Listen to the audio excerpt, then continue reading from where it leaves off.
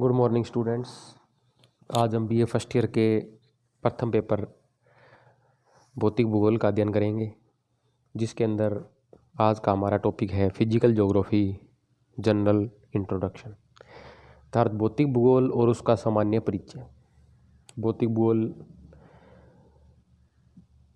भूगोल की प्रमुख शाखाओं में से एक है।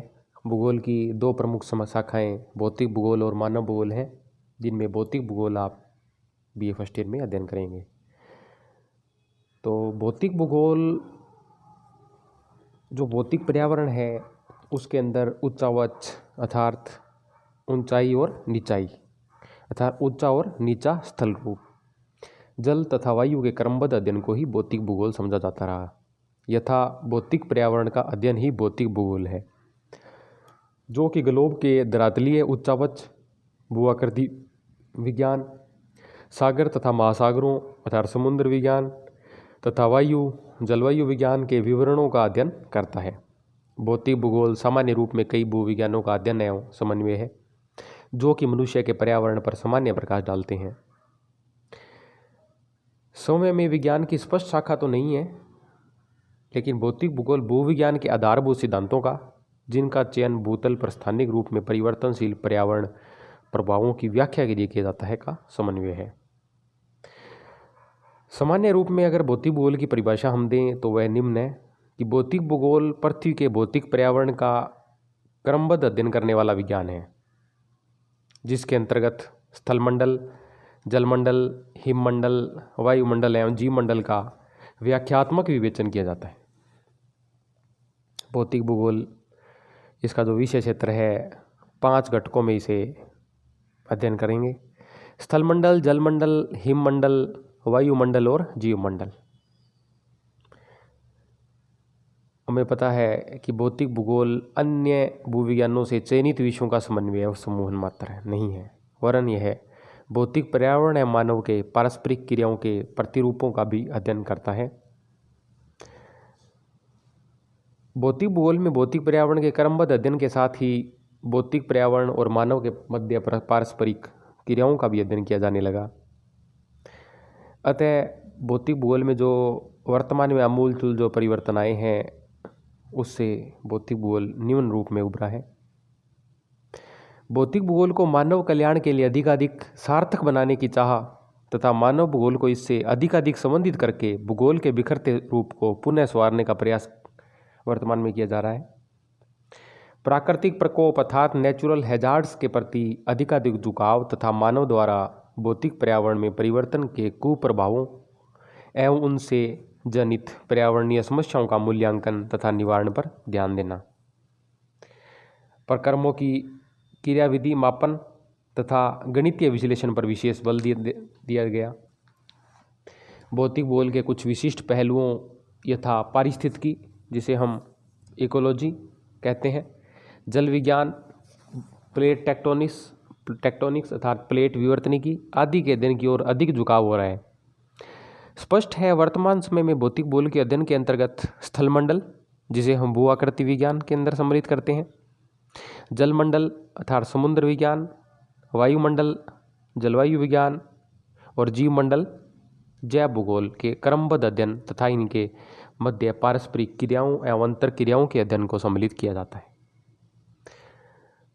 अब हम देखते हैं इसके अंदर कि भू आकृति विज्ञान जियोमॉर्फोलॉजी, इसके अंतर्गत ग्लोब के स्थलमंडल के उच्चावचों, उनके निर्माणक प्रक्रमों तथा उनके एवं मानव के अंतर संबंधों का अध्ययन किया जाता है। भू आकृति विज्ञान, जिसका विन्यास ग्रीक भाषा के जी अर्थ और मॉर्फी रूप अर्थात फॉर्म तथा लोगोस डिस्कोर्स अर्थात वर्णन से हुआ है। जियो प्लस मॉर्फी प्लस लोगोस अर्थात पृथ्वी के रूप का वर्णन अर्थात स्थल रूपों का अध्ययन है, जिनके अंतर्गत भूपटल एवं सागर नितल के विभिन्न रूपों, उनकी उत्पत्ति तथा ऐतिहासिक विकास के व्याख्यात्मक विवरण का अध्ययन किया जाता है। इस विज्ञान के अंतर्गत अध्ययन के लिए किए जाने वाले उच्चावचों को हम 3 श्रेणियों में रखते हैं। प्रथम श्रेणी के जो उच्चावच हैं उसके अंतर्गत महाद्वीप और महासागर आते हैं, उसके बेसिन को सम्मिलित करते हैं। इसके वितरण, वर्तमान प्रारूप तथा उत्पत्ति का अध्ययन इसमें किया जाता है। फिर है द्वितीय श्रेणी के उच्चावच। इसके अंतर्गत पृथ्वी के अंतर्जात बलों द्वारा उत्पन्न रचनात्मक स्थलाकृतियाँ यथा पर्वत, वंश, पठार, मैदान तथा झीलों का अध्ययन सम्मिलित है। इन स्थलाकृतियों के अध्ययन के लिए पृथ्वी के अंतर्जात बलों तथा प्रक्रमों के स्वरूप तथा क्रियाविधि का अध्ययन भी आवश्यक होता है। फिर है तृतीय श्रेणी के उच्चावच। इसके अंतर्गत बहिर्जात प्रक्रमों, वायुमंडल से उत्पन्न यथा जल, सरिता, सागरीय जल, भूमिगत जल, पवन, हिमनद एवं परिहिमानी के द्वारा अपक्षय, अपर्दन एवं निक्षेपण के द्वारा जनित स्थल रूपों की आकारिकी, उसकी उत्पत्ति एवं विकास का गहन अध्ययन किया जाता है। इन स्थल रूपों को निर्मित, प्रभावित एवं परिमार्जित करने वाले प्रक्रमों को सम्मिलित रूप से अनाच्छादनात्मक प्रक्रम कहते हैं, जिसके अंतर्गत अपक्षय और अपर्दन भी सम्मिलित है। भूआकृति विज्ञान, जिसका वर्तमान जो विगत शताब्दियों में क्रमिक विधि तंत्र अर्थात मेथोडोलॉजी विकास के फलस्वरूप संभव हुआ है। स्थल रूपों का जो प्रारंभिक अध्ययन है वो ग्रीस, यूनान और मिस्र में 500 ईस्वी पूर्व से प्रारंभ हुआ है। इसमें हेरोडोटस, अरस्तु, स्ट्रेबो आदि इतिहासकारों एवं दार्शनिकों ने अपनी यात्रा के समय जो प्राप्त विवरण थे उनको इन्होंने लिखा। तत्पश्चात प्रथम सदी से 14वीं सदी तक समस्त भूआकृति विज्ञान में भी मौन वातावरण छाया रहा, जिसे अंध युग कहा गया। तदंतर अन्य विज्ञानों की भांति भूआकृति विज्ञान में भी अचानक आमूलचूल परिवर्तन हुए और इस युग को आकस्मिकवाद या प्रलयवाद कहते हैं, जिसमें पृथ्वी की आयु को कुछ हजार वर्षों में ही आंका गया। इस युग में विचारकों ने केवल उन्हीं घटनाओं पर जोर दिया जो उनके सामने घटित हो रही थी, यथा ज्वालामुखी उद्भेदन और भूकंप। 18वीं सदी इस विज्ञान में नए आयाम के साथ आती है और आकस्मिकवाद को नकार दिया जाता है और स्कॉटिश भूगर्भवेत्ता जेम्स हटन के द्वारा एक रूपतावाद का उदय हुआ। उन्होंने प्रेजेंट इज की टू द पास्ट अर्थात वर्तमान भूत की कुंजी है, न आदि का पता है न अंत का भविष्य, no vestige of a beginning, no prospect of an end जैसी मौलिक संकल्पनाओं का प्रतिपादन किया। अतः एक रूपतावाद की संकल्पना का उदय हुआ। इसके अंतर्गत यूरोपियन स्कूल इसका भी उद्भव हुआ, जिसमें अनेक वैज्ञानिक विद्वान हुए, भूगोलवेत्ता हुए। अपर्दन चक्र आया, अपर्दन चक्र में ढाल प्रतिस्थापन सिद्धांत आया। अतः इसमें बहुत सारे हम सिद्धांत पढ़ेंगे। और तो हम देखते हैं समुद्र विज्ञान। पृथ्वी के धरातल का जो 70.8% भाग है वो सागरीय जल से आवृत है। इस जलीय भाग को जलमंडल, हाइड्रोस्फीयर कहते हैं तथा इस जलमंडल या सागरों के अध्ययन को समुद्र विज्ञान कहते हैं, जिसके अंतर्गत जलमंडल के भौतिक और जैविक पहलुओं तथा उनकी जटिलताओं का वर्णन तथा व्याख्या को सम्मिलित किया जाता है। समुद्र विज्ञान के अंतर्गत सागरीय भूविज्ञान तथा सागरीय भूआकृति विज्ञान, भौतिक समुद्र विज्ञान, रासायनिक समुद्र विज्ञान और जीव समुद्र विज्ञान को सम्मिलित किया जाता है। सागरीय भूविज्ञान और भूआकृति विज्ञान के अंतर्गत महासागरीय बेसिन की उत्पत्ति, महाद्वीपीय प्रवाह तथा सागर नितल प्रसरण का प्लेट टेक्टोनिक सिद्धांत, क्रस्ट और मेंटल की संरचना तथा रूप, सागरीय निक्षेप की विशेषताएं एवं वितरण और सागरीय स्थल रूपों की विशेषताएं और उत्पत्ति की व्याख्या की जाती है। भौतिक समुद्र विज्ञान के अंतर्गत तरल अर्थात जल की गतियाँ, सागरीय लहर, धाराएं, ज्वार भाटा, सुनामी और जल के भौतिक गुण जैसे तापमान, दबाव, लवणता, घनत्व, इसके वितरण प्रारूप आदि का अध्ययन किया जाता है। इसके अंतर्गत जब सागरीय मौसम विज्ञान का अध्ययन जो सागर के ऊपर स्थित वायुमंडलीय दशाओं से संबंधित होता है प्रारंभ हो गया है। अब हम देखते हैं कि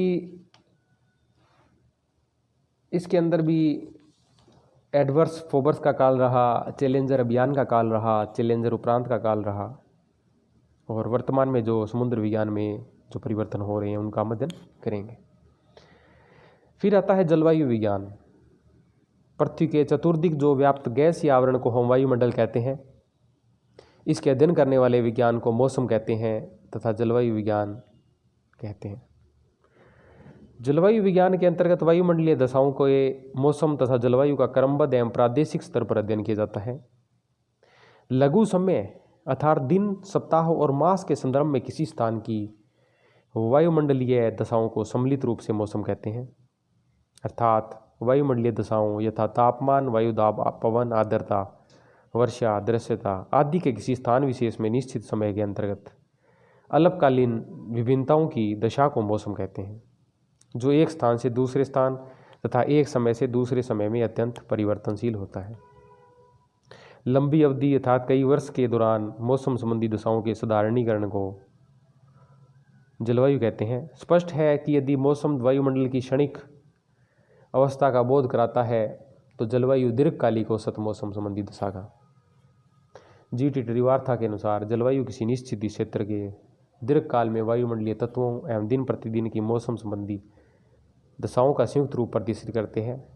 इस प्रकार जलवायु औसत मौसम से बढ़कर किसी औसत मौसम के अलावा विचलन, विभिन्नताओं तथा चरम दशाओं तथा घटनाओं को भी सम्मिलित किया जाता है।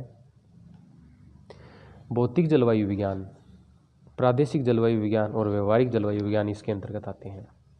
फिर आता है जैव मंडल अर्थात बायोजियोग्राफी।